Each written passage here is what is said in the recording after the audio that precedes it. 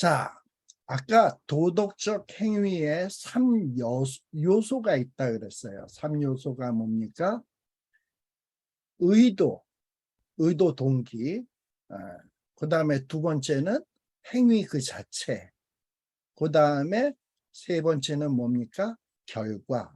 요것을 잘 따져봐야 된다 그랬죠. 자, 그런데 이 도덕적 행위의 이 3요소, 의도, 행위 그 자체, 그 결과를 적용할 때 뭐에 근거해서 이것이 선하다, 혹은 바르다, 그르다, 이걸 어떻게 이 세 가지를 가지고 적용해서 결론을 내릴 것인가 하는 이런 문제예요. 자, 이런 문제에 대해서 우리가 뭘 생각할 수 있냐? 첫째는 공리주의라는 게 있어요. 공리주의.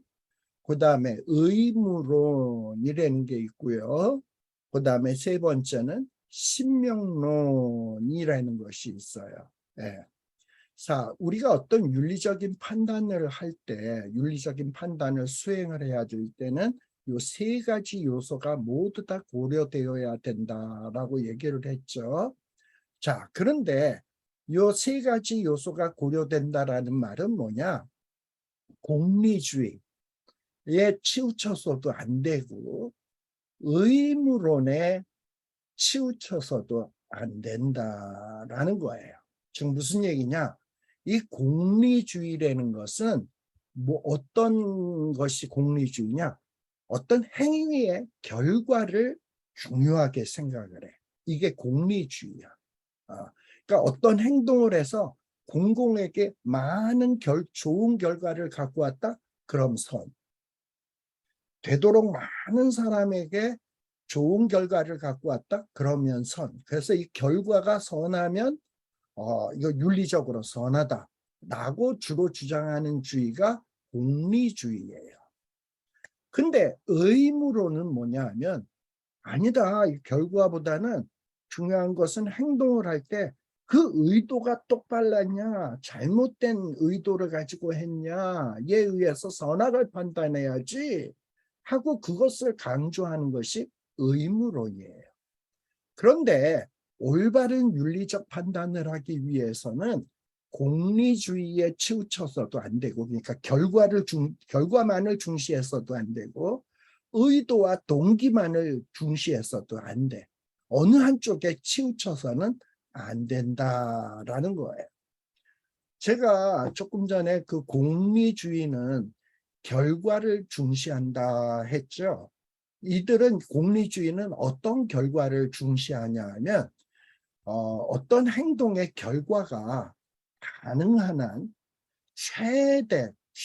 최고로 많은 사람의 행복 그리고 최고의 효용성을 산출할 때 이것이 정당한 행동이다라고 주장을 해요. 그래서 결과적으로 많은 사람들이 이 행동으로 인해서 사람들이 행복해졌어. 그리고 많은 사람들에게 좋은 효과가 발생이 됐어. 그러면 정당한 거다. 이거 선한 거다. 라고 주장을 하는 거예요. 그래서 이 공리주의와 관련된 또 하나의 몇 가지가 있는데 결과주의, 목적론이라는 말이 밀접한 관련이 있는 거예요. 이 결과주의, 목적론은 뭔가 공리주의와 밀접한 관련이 있긴 하지만 조금 뉘앙스가 다릅니다. 이 결과주의나 목적론은 개인이 관심이야. 결과주의나 목적론이 행위가 한 개인에게 가져오는 행복이나 효용을 따지는 윤리적 이기주의적인 데 비해서 지금 무슨 얘기냐?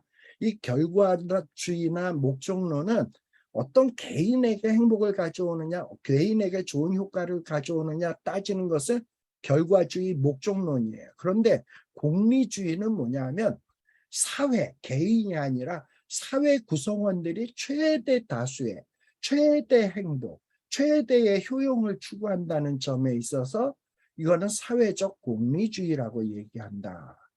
그래서 결과주의, 목적론, 결과나 목적이 선하면 좋은 거다라고 얘기하는 거는 이건 좀 개인에게 집중할 때의 얘기고, 공리주의도 역시 결과나 목적이 좋으면 정당한 것이다라고 얘기하는데, 공리주의도.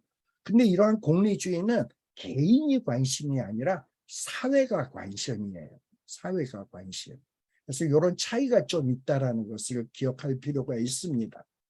그런데 지금 우리가 이 세상을 살아갈 때 여러분이나 저는 어떻게 보면 개인으로서 살아가기도 하고, 또는 어떤 사회 공동체의 일원으로서 살아가기도 해요. 그래서 어떤 한 사람, 어떤 한 개인이 어떤 행위를 했을 때 그 행위의 결과가 개인에게만 영향을 미치는 경우도 있지만, 어떤 한 개인의 행위가 사회 전체에게 영향을 미치는 경우도 있다 이 말이에요. 그러니까 참 복잡하죠. 예. 근데 아무튼 이런 게 있다라는 걸 생각하면서 자꾸 우리가 뭔가 생각을 하고 분석을 할 때 여러 가지 차원에서 분석하고 생각하는 것이 필요해요. 자, 그런데 이 공리주의, 일단 지금은 공리주의에 대해서 이야기하는데요. 이 공리주의의 어떤 이 주장의 밑바탕은 뭐냐? 이런 생각이 밑바탕이 되어서 나온 생각이에요. 어떤 인간의 본성은 고통, 쾌락이라는 두 주인의 지배하에 있다. 사람은 고통에 지배받기도 하고 쾌락에 지배받기도 한다. 그런데 인간들은 어떻게 하냐? 가능한 하면 고통에 지배받기를 싫어하고 쾌락에 지배받기를 좋아한다. 그래서 어떤 쾌락을 추구하는 존재가 뭐다? 인간이다. 라는 이런 전제에서 출발하는 게 공리주의예요. 네. 그래서 이 공리주의의 궁극적인 목적은 뭐냐? 인간은 본성적으로 가능한 고통을 피하고 쾌락을 추구하기 때문에 인간은 가능한 한 고통을 피하고 쾌락을 추구해야 된다. 어떤 좋은 것을 추구해야 된다. 그것이 윤리적으로 바른 것이다. 라는 대로 나아가게 되는 거예요. 자, 그런데 이 쾌락이라고 하는 것을 생각을 해봅시다. 우리가 우리의 그 감정 가운데는 희로애락 이런 게 있잖아. 기쁠 희, 분노할 때 노, 애, 애는 슬플 애, 락 즐거울 락. 그래서 기쁨도 있고 즐거움은 또 좋은 거죠. 그러나 슬픔과 분노 이런 거는 나쁜 감정이죠. 그래서 사람들이 기쁨과 즐거움을 누릴 수 있는 게 이게 행복이고 이게 선이야. 이렇게 생각하는 게 공리주의라는 거예요. 그리고 그런 기쁨과 즐거움이 가능한 한 많은 사람이 누릴 수 있는 것이 이것이 윤리적으로 정당한 거야. 이렇게 판단을 한단 말이죠. 그런데 여러분, 기쁘고 즐겁다고 해서 윤리적으로 선한 것입니까? 이 기쁘고 즐거움 가운데는 온갖 유형의 이런 쾌락들이 있어요. 즐거움과 기쁨이라는 게 아주 타락한 쾌락도 있고 아주 더러운 즐거움도 있는 거예요. 근데 즐겁고 쾌락을 느낀다고 해서 더럽고 아주 비도덕적인 이런 쾌락들을 우리가 윤리적으로 올바르다라고 얘기할 수 있습니까? 사실 이 쾌락에는 다양한 종류들이 있어요. 예를 들면 예배 드릴 때 하나님의 은혜를 체험하면서 얻는 그 행복감, 이것도 일종의 쾌락이에요.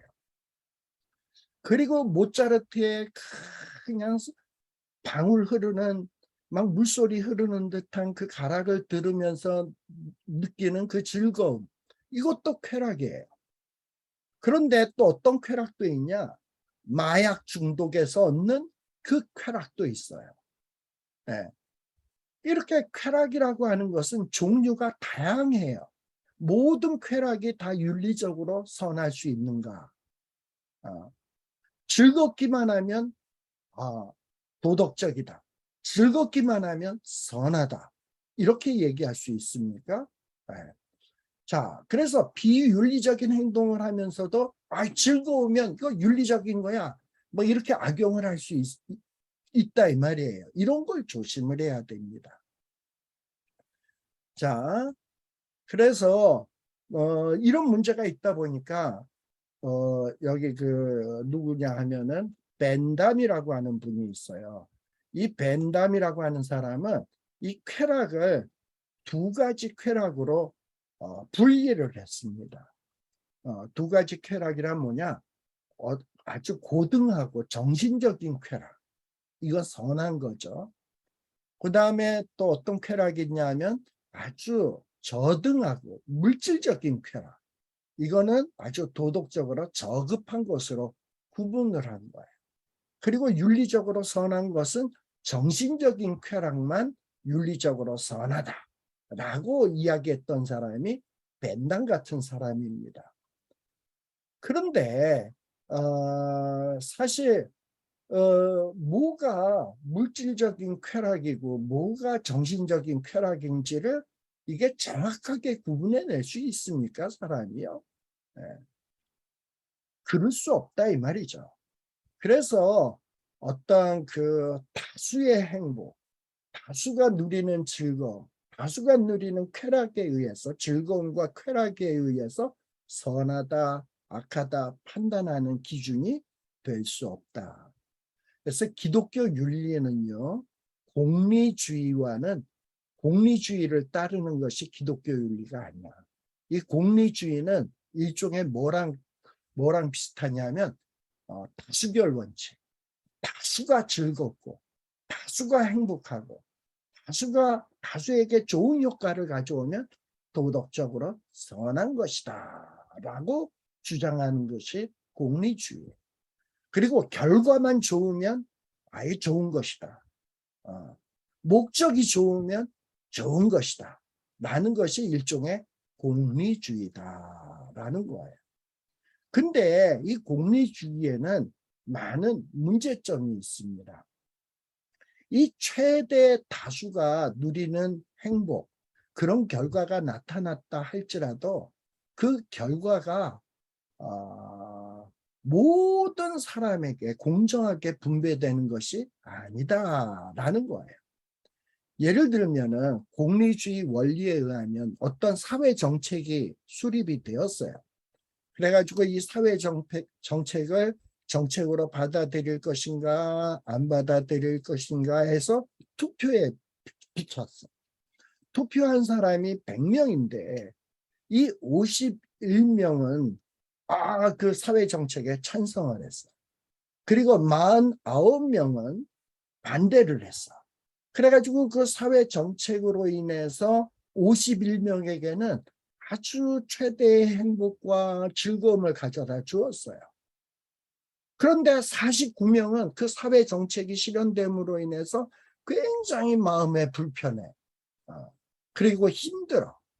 자, 그럼 그런 결과가 나타났다면 그 사회는 윤리적으로 선하다고 얘기할 수 있을까요?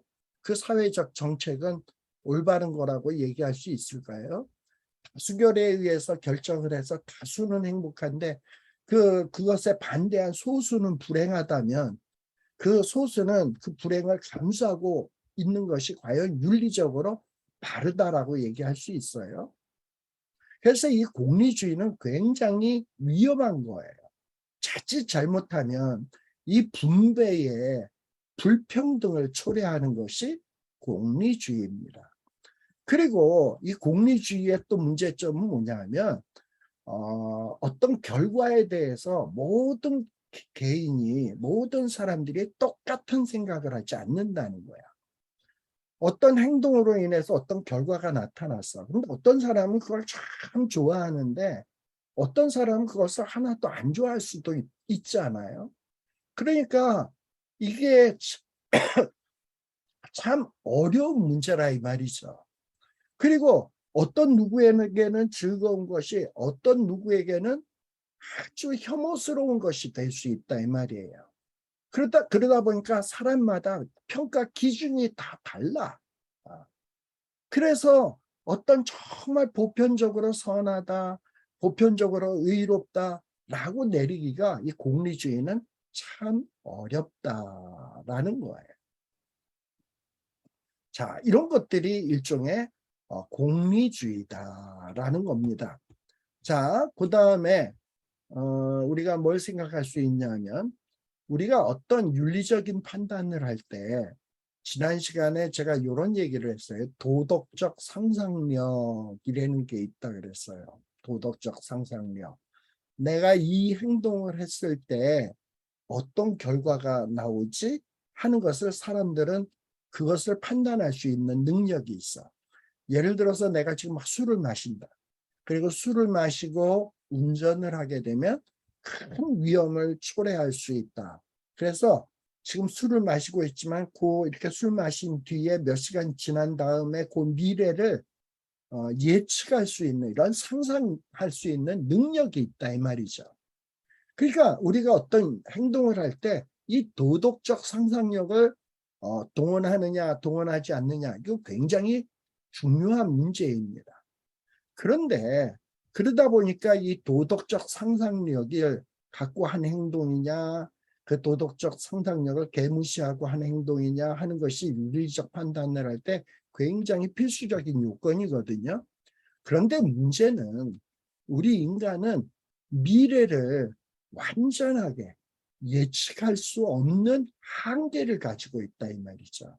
우리가 미래를 알 수 있는 사람은 없어. 그리고 또 우리가 어떤 행동을 했을 때 그 행위의 결과는 내가 생각하고 있는 시간에만 나타나는 게 아니라, 그 내가 한 행동이 내가 측정할 수 없는, 생각할 수 없는 먼 미래에서도 그 결과가 나타날 수 있다라는 거예요.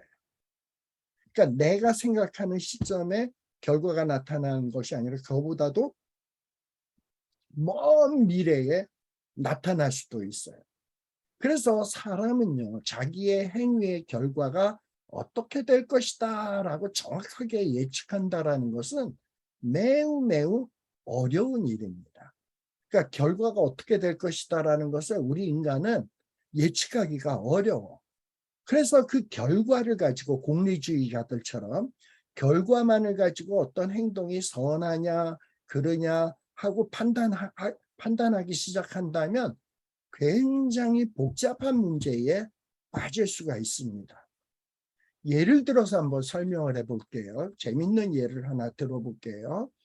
어떤 A라는 사람이 물에 빠져 죽어가는 사람을 구조를 해주었어요. 어떤 사람이 물에 빠져서 살려주세요, 살려주세요 그래서 허우적거리는데 이 A라는 사람이 그 사람을 구원해 준 거예요. 물에서 끄집어내 준 거야. 근데 이 A가 구해준 사람이 보니까 이 사람이 누구냐 했더니 히틀러야, 히틀러. 이거 사실 아닙니다. 이거 가정한 거예요. A가 구해준 사람이 살려주고 보니까 히틀러야. 그래가지고 이 히틀러가 나중에 이 독일을 완전히 점령을 해가지고 독일의 모든 권력을 꽉 틀어지고 1차 세계대전을 일으키고 2차 세계대전을 일으켜서 많은 사람을 죽이게 되고 아주 인류에게 엄청난 해악을 가져오게 된 거예요. 자, 여러분, 자, 그렇다면 이 A라는 사람이 지금 히틀러를 물에서 구원해 주었잖아. 물에 빠진 사람을 구원해 주는 행위는 좋은 행동입니까? 좋은 행동이 아닙니까? 좋은 행동이지. 근데 이 사람을 구해준 사람이 나중에 히틀러가 되어가지고 인류에게 해악을 끼친다라는 것을, 그런 결과가 나타난다라는 것을 이 물에 빠진 사람을 구해준 이 A라는 사람은 알고 있었습니까? 모르고 있었습니까? 이게 히틀러고 인류에게 해악을 끼친 히틀러가 될 거라고 꿈엔들 생각하지 못했지. 그런데 이 히틀러가 이 인류에게 해악을 끼쳤다는 결과를 가지고만 따진다면 이 A라는 사람은 뭐야? 인류에게 해악을 끼치는 사람을 구해주는 일을 했다. 결국 이 사람의 A라는 사람의 행동으로 인해서 인류의 해악을 가지고 오게 되었다. 따라서 이 A는 나쁜 놈이다. 이렇게 판단하게 되면 되겠습니까? 결과를 놓고 결과가 나쁘다고 이 A라고 하는 사람이 선한 행동을 했음에도 불구하고 이 A의 행위는 나쁘다. 결과를 가지고 이 A의 선한 행동은 나쁘다. 결과가 나빴으니까. 이렇게 얘기할 수 있냐 말이죠. 그래서 이 A라는 사람이 물에서 빠진 사람을 구해주는 행동을 했을 때 그 결과가 어떤 히틀러가 나올지 어떻게 알아? 예측할 수 없는 거였다면은 이 A라는 사람이 물에서 끄집어주는 행동을 윤리적으로 부당하다라고 평가할 수 없다라는 거예요. 설사 이 A라고 하는 물에서 구원해준 그 사람이 자기가 구해주는 대상이 히틀러임을 예측을 했다 할지라도 내가 지금 구해주는 사람이 인류를 해치는 아주 못된 인간이 될 거야. 그런데 나는 이자를 구원해야 돼. 왜? 이자의 생명도 귀한 것이니까. 생명은 한 생명은 천하보다도 귀한데 이 사람이 나중에 해악을 끼칠지 안 끼칠지는 그건 나중 문제고 일단은 이 사람의 생명을 구원하는 것이 이것이 의로운 행위야. 이런 어떤 가치관에 근거해서 이 히틀러가 물에 빠져가는 것을 구해 주었다면 이 A의 행위, 이 물에 빠진 사람을 구원해 준 행위를 부당하다고 이야기할 수 있나요? 이렇게 어떤 행동을 할 때 어떤 가치관을 가지고 그 가치관에 근거해서 의롭다고 판단하고 한 행동이라면 그것을 나랑 가치관이 다르다고 해가지고 함부로 너는 의롭지 못해 이렇게 재단할 수 있습니까? 사람의 가치관이 다 다른데 그렇잖아요. 그리고 결과가 잘못되었다가 분명히 선한 행동이었는데 너가 암만 선한 행동을 했어도 결과가 나쁘잖아. 그러니까 넌 나쁜 놈이야 이렇게 판단할 수 있냐요? 이게 공리주의의 문제점이다라는 겁니다. 이해가 되시겠죠? 뭔가 알 듯도 하고 모를 듯도 하고 뭐 그래요. 네. 그러니까 사람은요 한계가 있고 뭔가 부족함이 있기 때문에 미래를 어떤 결과가 나올 것이다라는 걸 예측할 수도 없고 어떤 한계에 매여 있기 때문에 인간이 내리는 판단은 항상 옳은 것이 아니야. 암만 결과가 좋게 나왔어도 나쁠 수도 있는 거예요. 네. 그래서 이런 것들이 굉장히 델리케이트하고 애매한 문제다라는 겁니다. 자, 조금 전에는 제가 공리주의라는 거를 얘기했습니다만 이번에는 또 뭐냐? 의무론이라는 거예요. 의무론. 디온톨로지라는 말입니다. 자, 이 의무론이라는 거는 공리주의와는 좀 반대가 됩니다. 아까 공리주의는 뭘 중시한다고요? 결과. 이 결과가 선하면 다 선한 거야. 이런 게 주로 공리주의예요.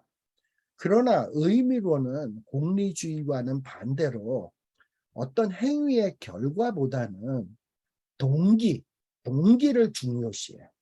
동기가 정당할 때 윤리적으로 정당하다라고 이야기하는 입장이 의무론이에요. 의무론. 그래서 이 동기가 정당해야 된다라는 것을 따지는 그것을 중요하게 여기는 이런 입장이 의무론입니다. 자, 그러면 예를 들어서 한번 생각을 해봅시다. 자, 물론 성경에서도 십계명에 거짓말하지 말라라는 말이 있습니다. 그러나 이 거짓말을 하지 말라라는 건 십계명에도 나오는 이야기입니다만 모든 인간이 거짓말하는 것은 나쁜 것이다라는 이런 보편적인 생각을 갖고 있어요. 예수 안 믿는 사람도 거짓말하는 것은 나쁘다라고 생각을 해요. 그렇죠? 예. 자, 그러다 보니까 모든 사람이 보편적으로 거짓말하는 것은 나쁘다. 거짓말하지 않는 것이 선하다. 라는 이런 생각을 갖고 있기 때문에 우리는 되도록이면 거짓말하지 않는 삶을 살려고 노력을 합니다. 자, 그런데 2차 세계대전 때 이 나치 독일군들이 유럽을 막 휩쓸고 돌아다니면서 많은 만행을 저질렀죠. 그런데 이 네덜란드 사람들은 이 유대인들을 이 독일인으로부터 보호하기 위해서 많이들 숨겨주었다고 이야기를 합니다. 근데 이 네덜란드 사람들이 어떻게 유대인들을 숨겨줬냐? 이 독일군들이 수색을 오게 되면 우리 집에는 유대인 없어요. 난 유대인 본 적도 없어요. 우리 동네는 유대인 없어요. 이러고서는 독일군들에게 뭘 했냐? 거짓말을 한 거예요. 거짓말. 거짓말을 해서 독일군들을 돌려보냈고 유대인들을 살려주었습니다. 자, 이 네덜란드 사람들이 왜 거짓말을 하는 이런 행동을 했습니까? 그 동기가 뭡니까? 저 불쌍한 유대인들을 살려주어야 되겠다. 이 동기가 선했던 거죠. 근데 동기가 선했지만 행동 그 자체는 뭐였습니까? 인류가 보편적으로 생각하는 거짓말을 한 거죠. 근데 어쨌든 그렇게 해서 거짓말을 해서 그 동기 그대로 사람이 살았어. 그랬다면 이 네덜란드 사람들이 동기는 선한데 행동이 나빴으니까 너희들은 완전히 윤리적으로 비도덕적인 사람이야. 이렇게 얘기할 수 있습니까? 이 동기와 어떤 그 결과를 생각해 봐야 될 것 아니에요. 그렇잖아요. 네. 자, 그래서 이렇게 어떤 그 동기가 어떠했는가? 자, 그럼 무조건 동기가 선하면 무조건 거짓말을 해도 되는 것인가? 또 이런 문제가 또 발생하겠죠. 자, 이렇게 철학적, 이 세상적 윤리적 판단으로는 무엇이 선인지, 무엇이 악인지를 구별하기가 너무 복잡하고 어려워. 가치관에 따라서 다르고, 어떤 사람은 결과를 중시하고, 어떤 사람은 동기를 중시하고, 어떤 사람은 행동 그 자체를 중시하고, 그러니까 사람마다 판단 기준들이 다 다르단 말이에요. 그러다 보니까 모든 사람이 보편적으로 인정할 수 있는 정말 기준이 되는 이런 윤리적인 행동이 뭐냐라는 거예요. 그건 어떻게 찾아낼 수 있냐라는 겁니다. 자, 그렇게 해서 나오는 것이 뭐냐면 좀 중요한 얘기인데 신명론이 내는 게 있어요. 신명론.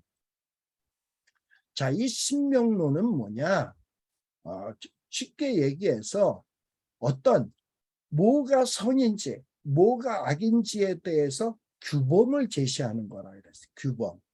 제가 지난 시간에 조금 전에도 우리 요 시작하면서도 어떤 윤리적인 행동을 판단할 때 중요한 것이 두 가지가 있다고 그랬죠. 첫째는 행동, 그리고 그 행동이 옳으냐 그르냐를 판단하는 판단 기준, 이거를 소위 규범, 놈이라고 얘기했어요. 놈. 그래서 이 규범이라는 게 있어요. 규범. 행동을 판단하기 위해서는 그것을 이게 바르냐 그르냐를 가늠할 수 있는 척도, 이게 규범이야. 규범.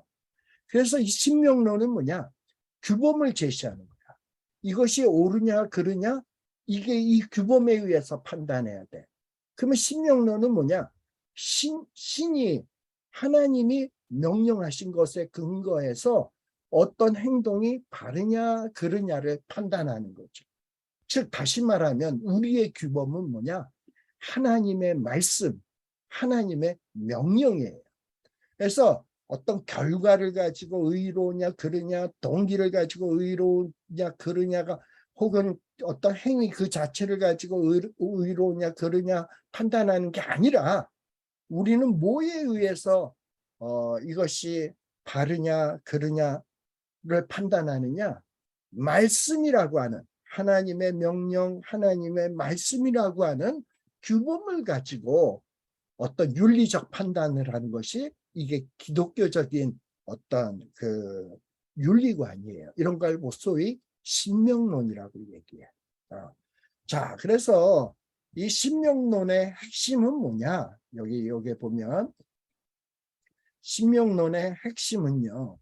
어떤 행동이 선한 행동으로 판단되는 이유는 뭐냐? 그 행동이 하나님이 명령한 행동이기 때문에 선한 거예요. 또 어떤 행동이 악한 행동으로 판단되는 이유는 뭐냐? 뭐 결과가 좋아서, 동기가 좋아서, 뭐 또는 그 행위 그 자체가 좋아서 라기보다는 뭐냐? 그 행동이 하나님이 금지하신 행동이기 때문에 악하다라는 거예요. 선한 것은 뭐냐면 하나님이 명령한 것을 행했기 때문에 선한 거고, 악한 것은 뭐냐? 하나님이 하지 말라 그랬는데 그것을 했기 때문에 악하다라는 거예요. 그래서 우리 기독교적 윤리관은 공리주의, 어떤 다수결의 원칙, 어떤 목적, 결과를 놓고 따지는 그런 어떤 윤리관이 아니고 무조건 동기만 좋으면 돼. 이렇게 또 따지는 윤리관도 아니고 우리의 옳고 그름의 판단 기준은 뭐냐? 하나님의 말씀. 하나님이 명령한 것이냐? 하나님이 명령하지 않고 금지한 것이냐? 이것에 의해서 옳고 그름이 분별되어야 된다라면 여러분들 명쾌하게 아마 머릿속에 이해가 될 것이라고 생각이 됩니다. 자, 그런데 우리들이 좀 생각해야 될 것이 뭐냐 하면 이런 거예요. 자, 그러면 경건한 행위란 뭐냐? 여러분, 경건한 행위가 뭡니까? 물 좀 마실게요.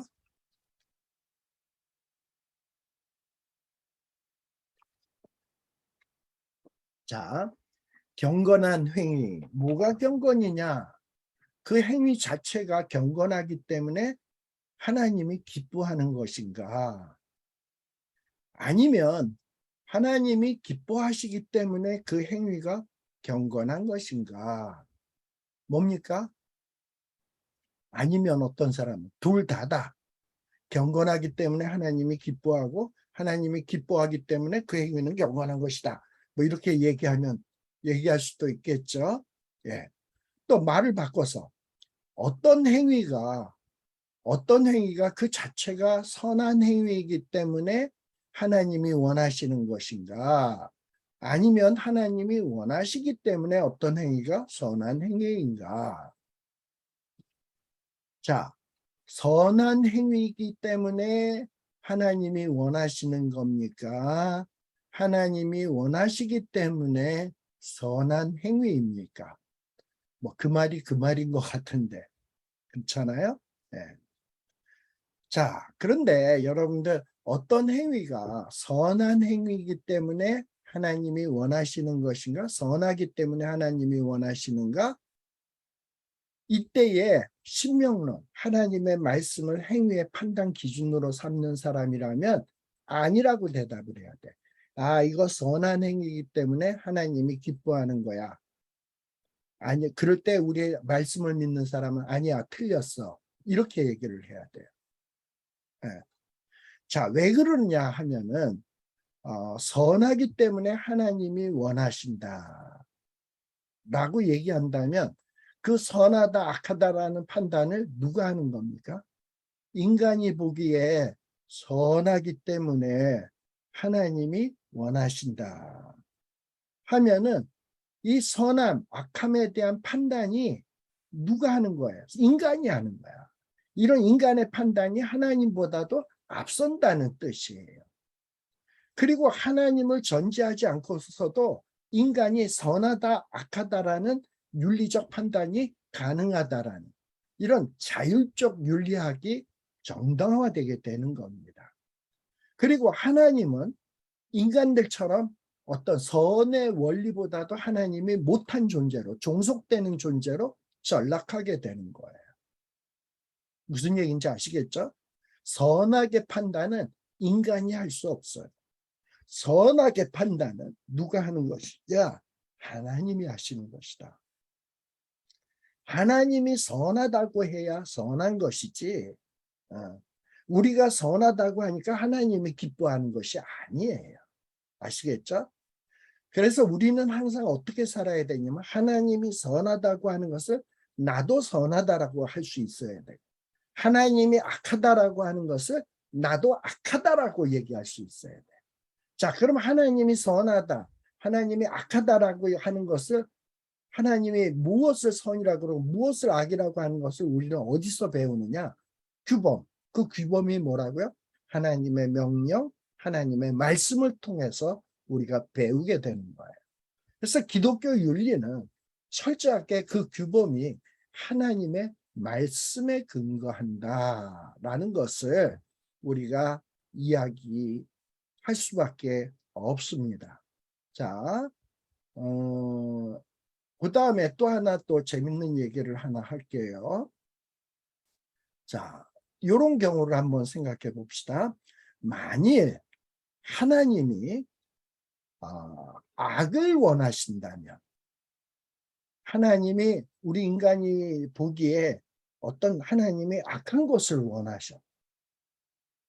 그러면 우리는 하나님을 따라서 악도 선으로 판단해야 하는가?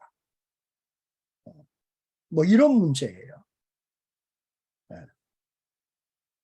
그리고 이렇게 하나님이 악한 행동을 원하시는데, 그래서 우리가 그 악한 행동을 해야 한다면 우리는 어떤 자유로운 선택에 의하여 행하는 행동이 아닌 하나님의 노예적 맹종이 되어버리고 만 것이 아닌가, 이런 생각. 하나님이 악한 행동을 원해. 그리고 우리는 하나님의 종이니까 악한 행동을 원하시니까 우리도 악한 행동을 해야 돼. 그러면 우리는 하나님의 노예야. 이렇게 생각할 수 있는가 하는 문제예요. 예를 들어서 이런 경우는 어떤 경우냐? 이런 경우죠. 하나님이 이스라엘 백성들이 가나안 땅에 들어갈 때 주신 명령이 있어요. 가나안 땅에 들어가면 호흡이 있는 것들은 하나도 살려두지 말고 다 죽여라 라는 거예요. 자, 뭔가를 죽이라고 하는 것은 선입니까? 악입니까? 악이죠.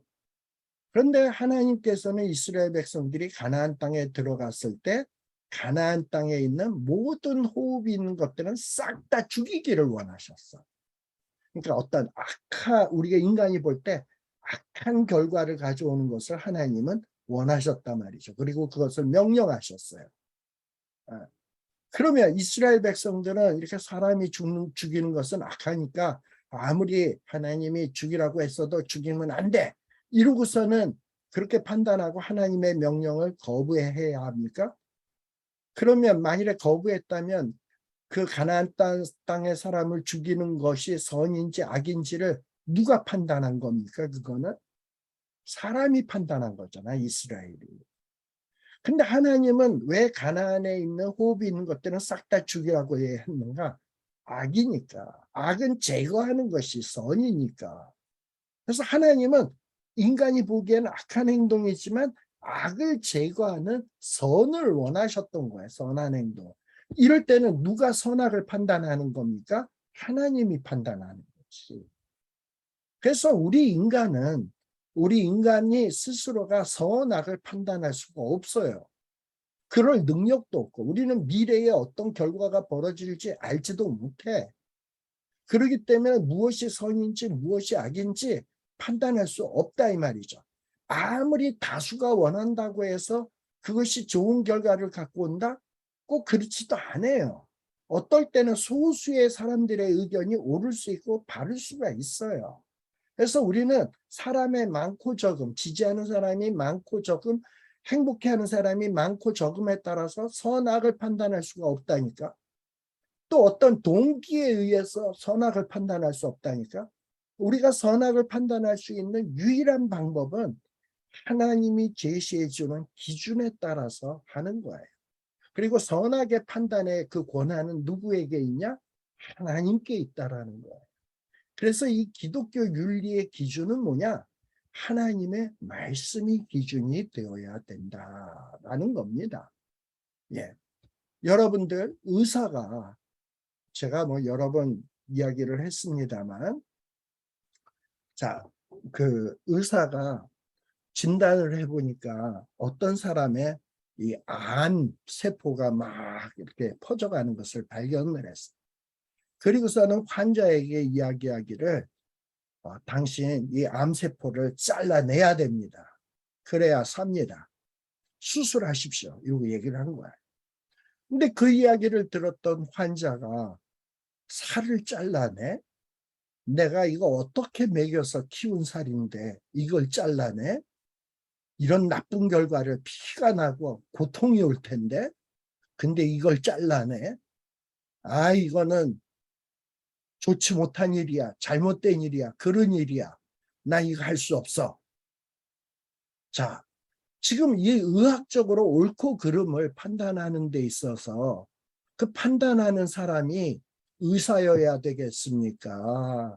아니면 환자여야 되겠습니까? 환자가 수술할지 말지를 판단합니까? 의사가 판단합니까? 암소패를 잘라내는 것이 좋다 나쁘다를 환자가 판단합니까? 의사가 판단합니까? 대답이 뻔하잖아요. 네. 마찬가지로 우리의 모든 선과 악에 대한 판단은 우리 인간이 판단하는 일입니까? 하나님에 의해서 판단되어져야 되는 겁니까? 네. 자, 이렇게 우리 인간은요, 어떤 유한성, 죄악성이 있기 때문에 우리의 판단은 언제든지 잘못될 수 있어요. 그러나 어떤 판단할 때 우리가 아니라 우리 자리에 하나님이 들어오시게 되면 문제는 달라집니다. 하나님은 본성적으로 절대적으로 선한 분이세요. 그리고 이 선한 본성에서 나오는 하나님의 의지는 절대적으로 선합니다. 네. 어떤 동일한 행동에 대하여 오늘 선하다고 판단했다가 내일에는 악하다고 판단하는 인간과는 달리 하나님은 자의적으로 그냥 변덕스럽게 이랬다 저랬다, 언제는 선, 언제는 악, 이렇게 판단하시는 분이 아니에요. 하나님은 아주 초지일관하신 분이고 영원하신 분이고 절대적으로 선한 분이세요. 그래서 이 하나님의 의지에서 나오는 판단은 항상 선합니다. 그래서 우리가 인간의 이성이 아닌 하나님의 말씀, 하나님의 뜻을 따라서 판단할 때 이 선과 악에 대한 판단이 전도되는 일, 선과 악에 대한 판단이 혼돈되는 일이 있을 수 없게 됩니다. 자, 그 다음에 또 두 번째 생각할 것은 뭐냐? 하나님은 그러면 우리에게 무조건적인 순종, 무조건 노예적인 맹종을 요구하시냐? 아니에요. 이런 노예적 맹종이라고 하는 말은 히틀러나 스탈린과 같은 폭군과의 관련해서만 사용될 수 있는 말입니다. 어떤 노예적 맹종이라고 하는 말은 어떤 사랑의 관계인 자식과 부모의 관계에서는 적절한 말이 아니에요.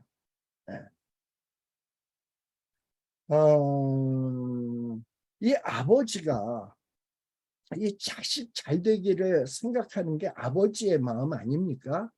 근데 자식이 이렇게 아버지는 나를 잘 되기를 원해. 내가 좋은 결과를 갖기를 원해. 이런 거를 알 때 아버지가 하는 명령이 서로 자기에게 힘들고 어려운 일이라 할지라도 이런 아버지의 마음을 아는 자는 그거를 맹종합니까? 노예처럼 그냥 복종합니까? 아니죠. 자원하는 마음으로 순종하죠. 왜? 아버지는 날 사랑해. 내가 잘 되기를 바래. 이거를 아니까 아버지가 명령하는 마음을 내가 아버지의 말을 듣는 길이 잘 되는 길이야. 이러고서 자원하는 마음으로 순종한다 이 말입니다. 바로 이것이 하나님과 기독교인과의 관계예요. 네, 관계입니다. 이 하나님과 기독교인의 관계는 노예적 맹종 관계가 아니에요. 이 하나님의 선하심을 믿고 경험한 기독교인들은, 이 하나님의 사랑을, 은혜를 체험한 교인들은 하나님을 향해서 자원하는 마음으로 하나님의 명령에 순종하는 거예요. 자, 제가 이전에 이런 얘기를 했어요. 온전한 사람이란 뭐냐? 하나님의 은혜를 알고 그 은혜를 잊지 않고 늘 기억하고, 그리고 거기에 대해서 반응을 보인다 그랬죠. 그 반응이 뭐냐? 하나님의 은혜에 감사해서 신령과 진정으로 예배하고요. 그리고 또 어떤 반응을 보이냐? 하나님의 명령한 것에 대해서 자발적인 순종으로 나타난다 이랬어요. 이게 경건한, 올바른, 온전한 기독교인들의 모습이에요. 그래서 온전한 기독교인들은 어떤 하나님의 명령에 대해서 노예처럼 억지로 순종하는 것이 아니라 은혜에 감사 감격하는 마음으로 이 하나님의 명령에 자발적으로 순종하는 거예요. 기독교인들은 종들이 주인에게 순종하듯 어떤 하나님의 명령에 순종하는 것 같아 보이지만, 이 마음으로부터 우러나와 하나님의 뜻에 순종하는 것입니다. 이렇게 진정한 의미의 도덕적 행동이란 뭐냐? 마음에서부터 우러나오는 자유로운 결단에 의하여 행해야 한다라는 의미에서 어떤 이 자주적인 행동을 지지합니다. 이 진정한 도덕적 행동은 자유로운 결단에 의해서 행하는 행동을 지지하는 거예요. 자, 그럼 진짜 도덕적인 행동은 뭐냐? 하나님의 명령, 하나님의 기준에 합한 것이 도덕적인 행동이에요. 근데 그 행동을 어떻게 해야 된다? 우리가 마음에서 우러나오는, 감사, 감격에서 우러나오는 순종으로 행할 때 그것이 진정한 도덕적인 행동이에요. 그래서 진정한 도덕적인 이 행동은 어떻게 평가되어야 되냐? 하나님의 말씀에 의하여 평가되어지는 것이다. 세상은 여러 어떤 윤리적 기준, 뭐 공리주의, 의무론, 뭐 이런 식으로, 또는 결과를 중시, 또 동기를 중시, 행위 그 자체를 중시, 결과를 중시, 복잡한 기준들을 가지고 인간이 이 행위가 도덕적으로 옳으냐 그르냐를 판단하지만, 우리 기독교인은 뭐에 의해서 판단하냐? 하나님의 말씀, 하나님의 말씀에 의해서 판단하는 거예요. 그리고 그 말씀에 얼마나 인간이 자발적으로 그 말씀에 순종하느냐에 따라서 그 사람의 행동이 바른 행동인가 귀한 행동인가 하는 것을 판단한다라는 겁니다. 무슨 얘기인지 아마 이해가 되셨을 거라고 생각을 합니다. 그래서 우리가 중요하게 생각하는 것은 뭐냐? 말씀. 이 말씀이 뭐냐? 우리의 행동의 규범이다. 그래서 지금까지는 이 윤리의 중요한 어떤 관심의 대상인 행동에 대해서 살피었습니다. 그런데 다음 주에서부터는 이 규범, 그럼 이 규범, 하나님의 말씀에 대해서 좀 한번 살펴보려고 생각을 합니다. 야고보서 1장 25절에 보게 되면 이 하나님이 명령하신 하나님의 도덕법을 뭐라고 얘기하냐? 자유케 하는 온전한 율법이다 라는 거예요. 자유케 하는 온전한 율법. 율법 하니까 법의 의미가 생각이 나죠? 원래 이 율법이라고 하는 이 히브리어는 토라라고 얘기를 해요. 이 토라는 법적인 의미보다는 가르침이라는 말이에요. 우리를 진정으로 자유케 하는 온전한 가르침. 이게 뭐냐면 하나님의 말씀이에요. 이 하나님이 제시하는 이 도덕법은 정말 하나님의 백성들이 자유 안에서 살아갈 수 있는 울타리 역할을 해주는 울타리 역할을 해줘. 물고기가 자유롭게 호흡하며 놀기 위해서는 물이라고 하는 울타리가 필요해요. 또 새들에게는 새들이 자유롭게 날아다니고 행동하기 위해서는 창공, 이 궁창이라고 하는 울타리가 필요해요. 그리고 이 기독교인들이 참된 자유를 그리고 온전함을 만끽하며 살아가기 위해서는 하나님의 말씀이라고 하는 울타리가 필요합니다. 그래서 이 하나님의 말씀은요, 우리를 얽어매는 것이 아니라 우리를 진정으로 자유케 하고 우리를 온전하게 만드는 우리에게 참으로 유익한 것이 하나님의 말씀인 것이에요. 그래서 하나님의 이 말씀, 하나님의 도덕법은 우리 기독교인들의, 이 하나님의 백성들의 궁극적인 행복을 위해서 주어진 거예요. 어떨 때는요, 하나님의 이 말씀, 하나님의 도덕이 단기적인 관점에서 단기적으로는 행복을 가져다 주지 않는 것처럼 보일지라도 우리가 지금 우리가 하나님의 말씀대로 살며 손해를 보고 그리고 불이익을 당하는 것처럼 보일지라도 우리 눈에는 그렇게 보여도 결과적으로는 영원까지 뻗어 있는 행복이라고 하는 결과를 가져오는 것이 분명합니다. 우리는 미래를 예측할 수 없어요. 그런데 하나님은 미래를 너무 잘 알아. 그러면서 내게 지금은 불편해 보이지만 너 이렇게 살아야 네가 궁극적으로는 행복해. 이 사실을 하나님이 제일 잘 알아. 그런데 나는 뭐냐? 내가 이대로 살면 손해볼 것 같아. 이건 내 이 제한된 이성으로 판단한 거야. 그렇게 살다가 보면 쫄딱 망해요. 그래서 우리가 진정으로 행복해지고 진정으로 온전해지려면 어떻게 해야 되냐? 하나님의 말씀을 따라서 살아야 된다라는 거예요. 이런 것이 일종의 신명론이야. 신의 명령에 따라서 살아야 된다라는 겁니다. 자, 그리고 그것이 우리의 의미예요. 그런데 이렇게 하나님의 명령으로 따라서 산다고 해서 이 하나님의 명령으로 따라서 사는 것은 결과도 무시하고 동기도 무시하냐? 아니에요. 하나님의 명령을 따라서 살면 결과도 좋아. 어떻게 보면 그런 면에서 공리주의와도 연관이 있어. 또 하나님의 명령을 따라서 사는 것은 동기도 좋은 거예요. 그래서 이 신명론, 하나님의 말씀을 따라서 사는 것이야말로 최대 다수에게 최대 좋은 어떤 행복을 가져오고 좋은 효과를 가져오는 것이고 그런 거예요. 그리고 이렇게 하나님의 말씀대로 사는 것이 그 동기도 가장 선한 것이에요. 네. 그래서 가장 도덕적인 것이 뭐냐? 우리 인간은 하나님에 의해서 창조되었기 때문에 우리 인간이 하나님의 명령을 따라서 행동할 때가 가장 선하고 가장 바르고 가장 올바르다라는 것을 잊지 않으셔야 됩니다.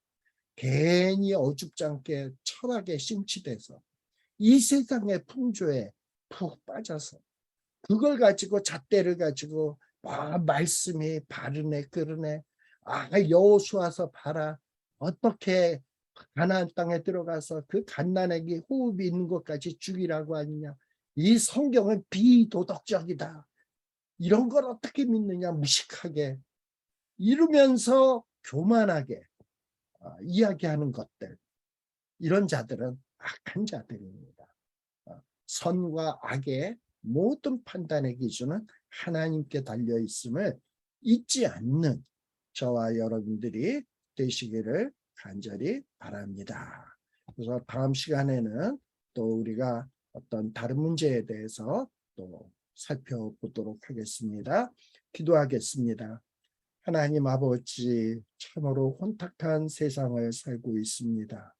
무엇이 선인지 악인지 판단하는 기준이 사람마다 다 다르고 여러 철학 사상마다 다 다르고 각 나라마다 개인마다 다 다릅니다. 서로가 다 지가 옳다고 주장하고 있습니다.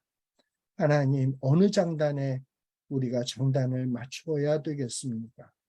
정말 대학에 가서 배운 것을 가지고 거기에 장단을 맞춰서 세상 학문에 장단을 맞추어서 이 세상을 살아야 되겠습니까?